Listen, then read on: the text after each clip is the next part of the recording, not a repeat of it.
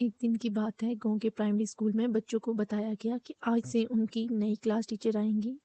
सब बच्चे खुशी खुशी स्कूल पहुंचे। जैसे ही वो स्कूल के दरवाजे पर पहुंचे, उन्होंने एक खुश मिजाज गोल मटोल से उस्तानी को देखा, जिनकी रंगत साफ थी, बाल छोटे और स्याह। उन्होंने सफ़ेद कमीज और गहरे सब्ज रंग की घुटनों तक लंबे स्कर्ट पहनी हुई थी। वो हाथ में खुली किताब लिए मुस्कुराती हुई बच्चों का इस्तकबाल कर रही थी। जब बच्चे क्लास में दाखिल हुए तो वो अपनी बेंचों पर बैठ गए और आपस में धीरे धीरे सरगोशियां करने लगे। कोई कह रहा था ये तो काफ़ी मोटी हैं, और कोई हंस रहा था। लेकिन मिस ने उन सब बातों को नज़रअंदाज किया और मोहब्बत भरे अंदाज में सबक देना शुरू कर दिया। क्लास रूम में कविता बच्चों के सामने खड़ी थी।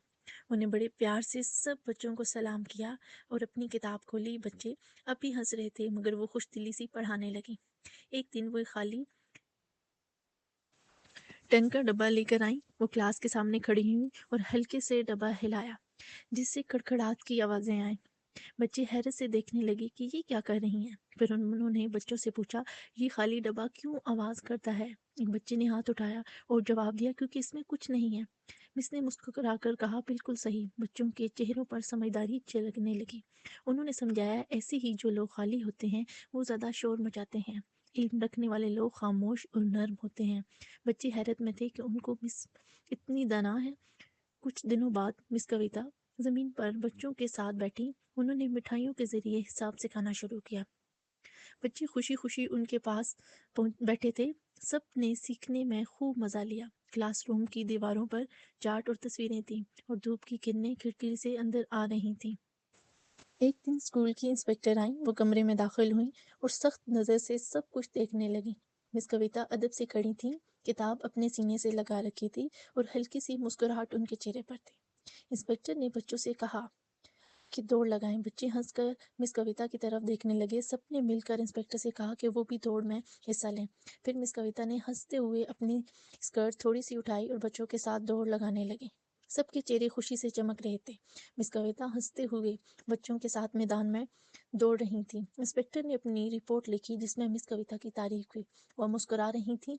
मिस कविता पास खड़ी थी। उनके चेहरे पर आइजी और खुशी की मिली जुली मुस्कुराहट थी। बच्चे दरवाजे से झांक रहे थे, देख रहे थे कि क्या हो रहा है। कई साल बाद वही बच्चे बड़े होकर डॉक्टर, इंजीनियर और ऑफिसर बन गए। एक दिन वो सब अपनी मिस कविता से मिलने आए। वो स्कूल के दरवाजे पर खड़ी थी, किताब हाथ में थी और चेहरे पर फख्र और खुशी की झलक थी। सबने इनके कदम छुए और मोहब्बत से गले लगाया। वो सब स्कूल के बाग के एक बड़े दरख्त के नीचे बैठे। मिस कविता कुर्सी पर बैठी थी, किताब उनकी गोद में थी। सब पुराने वक्तों की बातें कर रहे थे। एक शागिर्द ने कहा, याद है मिस, हम आप हमें मिठाइयों से जमा तफरीक सिखाती थी। सब हंसने लगे। मिस कविता भी दिल खोल कर हंसने लगी।